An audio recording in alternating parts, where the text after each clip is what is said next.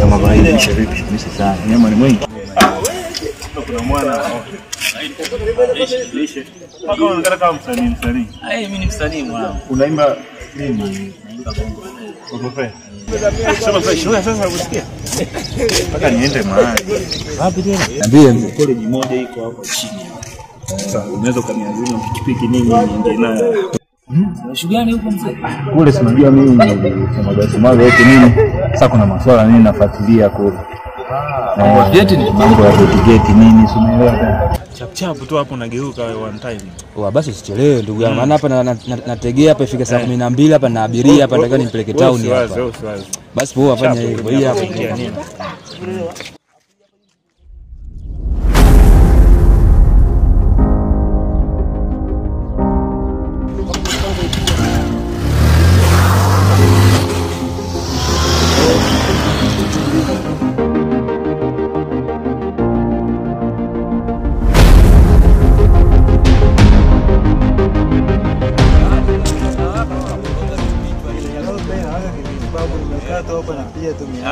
Unaona kila muda duka huko umekuja kuondoka na abiria au umepiga simu ni piga simu wapi babu? Ndio kwa simu mbili tu kutoka. Hakika mwanangu leo. Hamna hali hapa nilikuwa naanza kwanza nipate hata buku mbili nikabeti hapa nifunge changu. Waenda ni sababu wewe unafanya kujua.